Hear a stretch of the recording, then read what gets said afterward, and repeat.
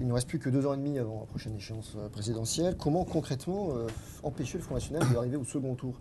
Qu'est-ce qu'on peut dire aux électeurs du Front National pour les convaincre? Alors, excusez-moi, je vais vous dire quelque chose. J'ai lu un dirigeant socialiste qui a dit j'ai honte et j'ai peur. Moi, c'est deux sentiments qui me sont étrangers. Je n'ai pas du tout ce genre de jugement. Le Front National a prospéré sur les impuissances et les blocages des majorités successives et de nos institutions. Et encore, le mot institution est un mot très large, mais sur le fait que, en France, 50% du corps électoral n'est pas représenté dans la vie parlementaire. Et là, vous souhaiteriez une réforme des institutions sur ce point-là?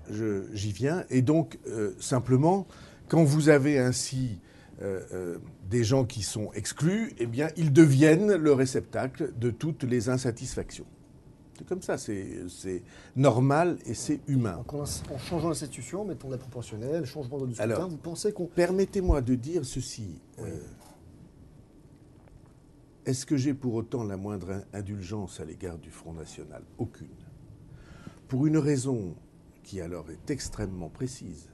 Je considère que les obsessions qu'il cultive, l'air de rien, en faisant semblant d'employer des mots qui... Oui, ces derniers jours, on a vu certains dérapages. Mais en laissant entendre qu'au fond... au moins ceux-là, ils disent tout haut ce que tout le monde pense tout bas, l'expression entre guillemets odieuse qu'on entend si souvent, parce que si on pense tout bas, il doit y avoir des raisons pour lesquelles on ne dit pas tout haut, n'est-ce pas? Et des raisons graves.